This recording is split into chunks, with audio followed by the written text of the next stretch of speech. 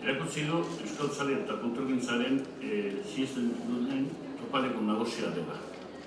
Eta baita ere, nahiz bide berriak hor egon, liburu eta diskoaren merkakoa oraindik hor dagoela eta jentik ere egun honetan erantzun dagoela merkatu horreri. Bizitariak, erton, beti galdetzen duzu zenbat bizitari egondan azokan. Eta erton horrokio sistema bat, kamera termiko bat zarra guztietan jarrita. Eta dugu esan, kamera horren arabera, eta kontutan izan da ganera aden txekiko eta ez da bera kontatzen, gure mozundatuek atzoa garrezteko 800 eta 5.000 bizitari pasatu dira azoroko atetatik barrure. Abenduan 6an izan zen egun nagusia, 40.000 persona kontatu zuen sistema horrek. Eta baita ez bakarrik fizikoki gurekin izan den jentia, bezik eta interneten bidez eta bar, nestonango erantzun handi bat izan dugu jentin handelitik. Azaroren 23, liburu azoka arrestu zaretik, gaur arte, 23.000 eta 3 persona zartun dira Dunoko azokako interneteko horrira. 150.000 horri bizitatuz eta batez beste 3 minutu egin dute gideako horri horretan. Euretatik, 7 goiko horretatik izin dira egindako zarrerak. Egia esan, eta eskertzeko da, informatika eta azokaren inguruen duzen informatiko egin bat bider, agazoko bidabe, interneteko zare nire azaben egon danaz, ze momentu azan 100 persona egon dira, azokan barruan, eren telefonoz eta beste trena batzukin, internetere kontaktu da, eta zari mantentzeko lana behar izan dute. Azoka telebista ere, ez dinen bidez, 1.500 persona izan dira, aukeraren ikuslean.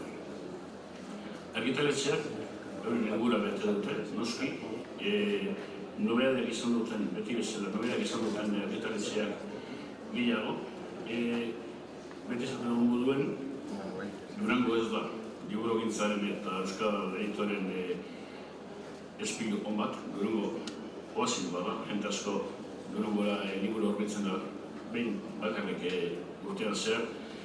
Dena da, hori, urentzako pozgarria da, ze Durango horbitu izen, laro eta piko bakteri horrek, esforzo handi bat egin dute, euren materialak eta euren lanak eta euren ametzak eta sinizmenak garreratzeko Durangoan. Beste nik ez, neoretik, balarazun hori, oso positiboa, gana da, kontan izanik, baita ere, nesta positibo esan, krisia hor dagoela, eta beti ondo dara feria guztien esan, darentzako feria txarraz dagoten, darentzako ere feria horrez dagoten, eta ondo da, bat esango dagoena, niretzat hola nizia dira honek egure, sentitzen dugu. Eskerrik asko jo. Orain, Aier Poenagak azalduko digu gunez gune egindan balorazioa. Bueno, Jonek pixkat azaldu digu nola joan den lanakoko erekineko balorazioa, baina, guk garbi dugu azoka ez dela erekin honetan gertatzen, bakarrik, baizik eta azoka askoz gehiago dela. Eta horiek adibide dira, aurretur aretoa, ahotsenea, plateruena, irudienea, estenatokia, kabia eta baita ere nola ez euskaldena ez. Eta, orain bizkate puntuz jomo naiz, bertan lanean, auzolanean egon gaden gaineko eragileekin egin dugu balorazioa bizkat ezagutzen emateko. Aur literatura editorekin hasiko naiz, oso erantzun bikaina egon da. Aurrentzako aurkezpen eta ugariak prestatu dira. Eta bertan, aurkezpen bakoitzean edo tailak bakoitzean 40 umetik gora izan dugu sarri. 250 plaza dituen areto hori motz geratu da, hainbat egitaletan aurkezpenak gainditu egin dira.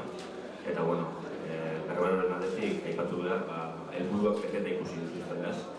Hau da, euskal kulturak umeentzako dituen eskaintzak bertan erakutsi dira, ume eta helduen gozagarri izan direlarik, eta aldi berean, transmisioa lantzeko hain indartsua den elementua beste behin ematzen izan dugu eta urren urteei begira balorazio hauekin indarra ematen digu horretan jarraitzeko, ez?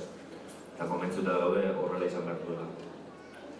Orain, ahotseneari dagokionez, antolatzaileekin gehien azpimarratu nahi izan duguna da proposamen aniztasun itzela daukagula, ez?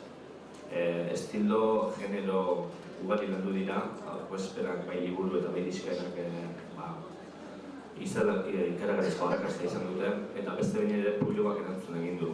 Duela 3 urte martxan jarri genuen formatua aurten sekulako gorputz indartsu handiainarekin etorri da. 19 aurkezpen eguneko 350 sortzailetik gora pasatu dira bertatik, eta esan bezala publikoaren erantzuna bikaina. Eta hor, pixkat ikus daiteke nola sorkuntza, euskal kultur sorkuntza ez dagoela krisian, ez da krisi kontestu baten gauden. Jarraitzeko, irudinera pasatuko naiz, eta topa honetik eskatu digute horrela xaleirazteko, ez? Irudinera ikusentzunezkoen plaza eta plazera izan dela. Lehen esperientzi bat izan da, lehen hasia egin dugu, urren urteri begira, garbi dugu formatu berriak gurean plaza izan bat dutela, eta autobus bat izan dauten irudinera gorpuzteko erabili dugun lekua. Oso emaitza hona izan dugu, baita ere, denbora guztian iaia betea egon da, hainbat ume, nagusi eta gazte igarore dira bertatik, eskaintza orekatua egon da guztiak begira, eta bertan publikoak gozatzeaz bain, sortzaileek beraiek ere gozatu egin dutela esan behar, ez? Sortzaileen topaleku izan da baita ere, eta adibidez, 30 zuzendaritik gora pasatu dira bertatik egunotan, eta beste hainbat proiektu gauzatzeko oinarriak ipini dituzte bertan baita ere, ez? Eta alde horretatik oso valorazio positiboa egiten dugu. Bestalde, EASL-ekin batera, eszenatokia ipini dugu martxan, antzerkiarentzako Durangoko azokak prestatu duen plaza, San Agustin kulturgunean gauzatu dugu, edo gorpuztu dugu, eta pixkat hasieran bazen, beldur apurra, San Agustin landako kogunetik pixkat urruti egona zer nolako erantzuna izango zuen, baina argi hartu da publikoari distantzia ezaiola xola eskaintza bera ona denean. Eta hori da azpimarratu nahi dugun, ez? Bi ekimen bereizgarri egin ditugu, lehena irakurketa dramatiko bat izan zen, sekulako esperientzia, eta bigarrena oraindik aberasgarriago antzerki maratoi bat. Bertan lau talde desberdin izan genituen beraien antzerlanen lagin bat aurkezten, 5 minututako lagintxo bat.